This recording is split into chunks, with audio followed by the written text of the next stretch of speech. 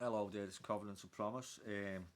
Did just make a video on this. It's Isaiah chapter 23, going from 26, but there was something else. I'm going to do a bit of a longer video on it. 26, verse 26.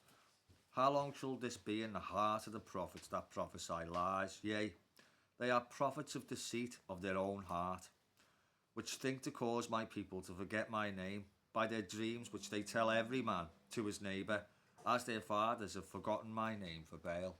Now we all know who does that, don't we? Yeah. The prophet that hath a dream, let him tell a dream. And he that hath my word, let him speak my word faithfully. What is the chaff to the wheat, saith the Lord? Is not my word like as fire, saith the Lord, and like a hammer that breaketh the rock in pieces? Therefore, behold, I am against the prophets, saith the Lord, that steal my words, every one from his neighbour. Behold, I am against the prophets, saith Jehovah, that use their tongues to say, He saith. Behold, I am against them that prophesy false dreams, saith Jehovah, and do tell them and cause my people to err by their lies and by their lightness. They treat it as a light thing, like it doesn't really matter. But he's telling you right now, he's majorly unhappy with you, and you will get punished for this, bearing false witness against God. You will get punished, and not in a very good way. You know what I mean? This is you were putting words into his mouth. You can say to me, you can say, "Oh, Vinny said this," but you're only bearing false witness against the man. But you start bearing false witness against Jehovah of hosts, you are in serious trouble. Serious. Yet I sent them not, nor commanded them. Therefore shall not profit these people at all, saith Jehovah. And then this people, or the prophet, or priest, shall ask thee, saying, What is the burden of the Lord? And shalt then say unto them, What burden? I will even forsake you, saith the Lord. And as for the prophet, and as for the priest, and as for the people that shall say, The burden of the Lord, I will even punish that man and his house. Right, so this is what people do, right? You speak to the pastor, you speak to the churches. What do they say? When you say you must keep covenant, you have to keep the Ten Commandments. They say, we can't burden the congregation. We can't, too much of it, you're putting too much on them.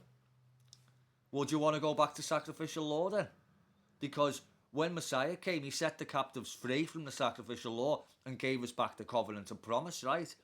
And there's people out there calling it a burden. How is it a burden not to steal and not to lie? It angers me. Do you know what I mean? But anyway, he's saying. So what they do is they get rid of the ways of God to follow the commandments of men. They've chosen the love of man and not the love of Jehovah. And that's the problem with them. They want popularity. They want friends. They want people to say, oh, you're holy. What a nice suit you've got on. It doesn't work like that in God's eyes, does it?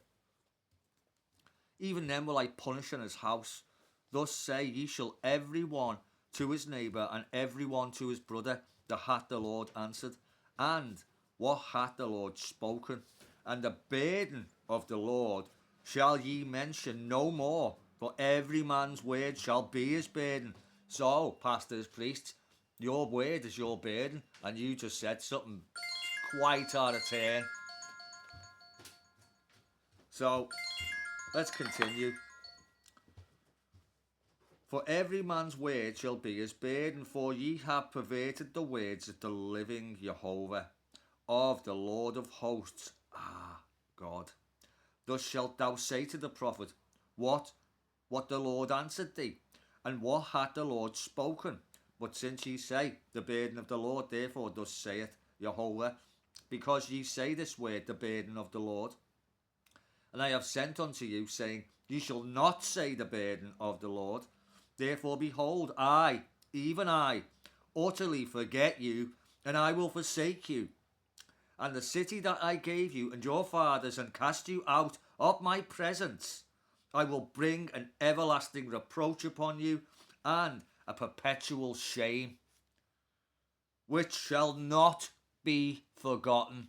So be careful with those words, pastors, priests, prophets.